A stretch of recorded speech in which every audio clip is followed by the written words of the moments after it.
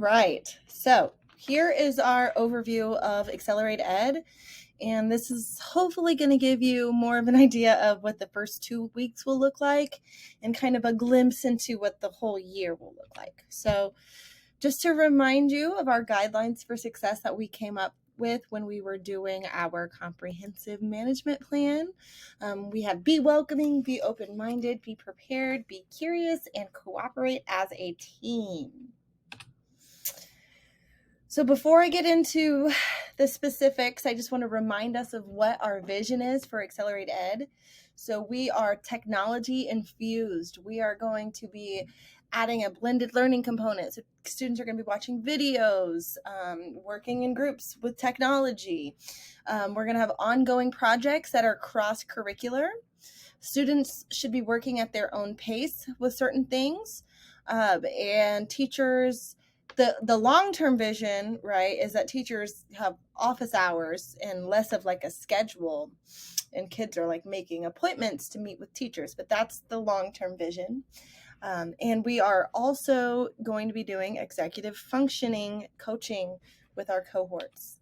So just to think about what the classroom will look like. This is Ms. Pinner and I's kind of vision for how like the spaces should kind of be set up. Every room has a couch, coffee table, lamps. Every room has a rug. So it and a like a media center area. So this is really an option. We really can make our spaces look like this. So I'm really excited about that. So flexible seating, reading nooks, spaces to collaborate. That's how we're going to aim to set up our classrooms when we get in there next week. So for science and social studies, science is going to push in to math classrooms. So Ms. Thomas, you will be pushing in to Mr. Hernandez's class for 7th grade science, and you will be pushing into Ms. Allen's classroom for 8th grade science. And then for social studies is pushing into the English classrooms. So Ms. Hudson and Ms. Jones are our English teachers, and they will be pushing into those rooms. Ms. Hansley will push into those rooms. But because there are always going to be at least 2 adults in the room, this allows for the group to kind of break up once we get into the year. There's project space available for both social studies and science. The science project space is that lab, the 3rd floor. They'll have the science tables up there in that middle area. And for social studies, project space is the art room on the 2nd floor. So, and because of COVID, there will be limited student movement from floor to floor. So when you're thinking about setting up your classes, so I know that we're thinking a lot about lesson planning, right? So when we start getting into our content, those real September 7th, every teacher will be making choice boards for their class. So these choice boards should be created on a weekly basis. And I will have more guidance on this. I just wanted to put it in your brain. Here's like some examples on the screen of what a choice board could look like. Right up here in black and white is an example of a math choice board. So there's different options students could choose from.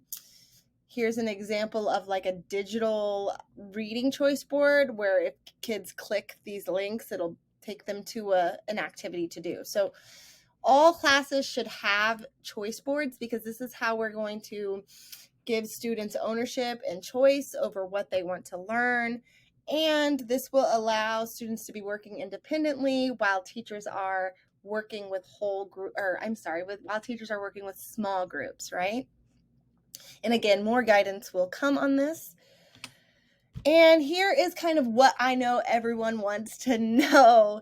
What is the schedule? So here on the screen, you can see this is our schedule for week 1 and week 2 of school. So it will change for the rest of the weeks following, but this is what we're doing for the first 2 weeks. And I will say, though, the changes for the rest of the year aren't too significant, but we'll get to that later. So for the first 2 weeks, you'll see here on our schedule, in the morning, there's breakfast and community building time. And Chromebooks are going to be distributed on Monday during science and social studies time. I am going to do an AcceleratED introduction to the students on 8/24, so that's at Tuesday. And I'm going to do one group at 9 and the other group at 2:30. And just to kind of get them excited about this new program that we're doing and to introduce myself to the kids. And then you will also be receiving PBIS lessons that you'll be able to do in your cohort during that community time right here from 7:45 to 9 o'clock. So there will be already pre-made PBIS lessons for you. And that's going to be coming from Ms. Stoffren. So going down into week 2, you will see everything's pretty much the same except for we have this JAG activities, and Miss Tamika, she's going to be guiding us through these JAG activities. Students will be taking like personality surveys and learning styles inventories, and then she's also going to be coming around to the different groups to talk to them about JAG and do some activities. And week 2, because we're doing that JAG, week 2, science and social studies only meets one time in the afternoon. So Monday, Wednesday, Friday for science will be 7th grade. And then Ms. Thomas, you'll teach 8th grade on Tuesday, Thursday. And then Ms. Hansley on week 2 for social studies, you'll teach 8th grade Monday, Wednesday, Friday. And then on Tuesday, Thursday, you will teach 7th grade social studies. Okay. All of this is in your email or will be in your email. So no worries. The baseline assessments that we need to do the first couple of weeks of school, we're going to do the first week of school.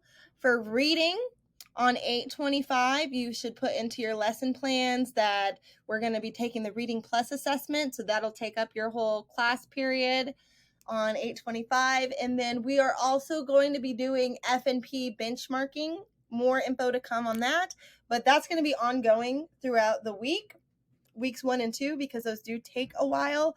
And I will also be available as well to help benchmark students too. So I can be helpful there because I know that those can take a while. For math, the baseline assessment that we're doing is that summer problem set that's on Fish Tank, and I would like that to be done on 8/24, so on that Tuesday during your math time. So these are things that you should put into your lesson plans to know that's what you're doing that day. And then the big question is, what are teachers doing when they're not leading instruction? Because it's like we don't have a traditional schedule where if I'm the English teacher, I'm teaching first hour English, second hour English, third hour. It's not like that, right? So there are gaps where you are not going to be the lead teacher teaching your subject. And during those times, you have been assigned to a teacher for support. And now the first couple of weeks and even probably the first months of school while we get into content, it will look differently because this is going to evolve, right? So I envision the first month or so this being like Ms. Thomas during math. You'll go into Mr. Hernandez's room for support and help him out and help whatever with the students need. But as we evolve, hopefully that would be a time where maybe Miss Thomas, you can take them aside and work on some science related things as it relates to math. Maybe there's a way we can fuse the math and science. Same thing, Miss Hudson, maybe you're in that social studies, you're doing social studies support for Miss Hansley, and maybe your group, you're working on writing something that happened in history that they're going over for that day, okay? But when you are not leading instruction, you are with your assigned teacher, and you will see this noted on your individual teacher schedule. So look for that in your email. And then for those executive functioning cohorts, we have divided the students into groups. So we have those done. And each student will have a coaching profile that you as teachers will use to track their progress. And on week 1 and 2, during our executive functioning cohort time, that's when you're doing community building for the first couple of weeks. But starting week 3, we will have an executive functioning focus that students will be working towards. And so more information will come on that.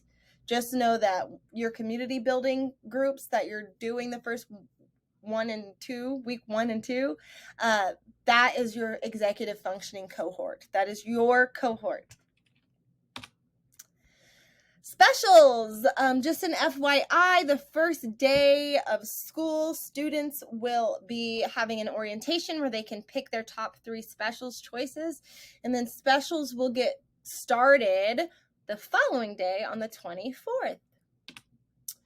Our data day is going to be September 3rd, and this is where we're really going to be able to kind of figure out where our students are at based on our baseline assessments.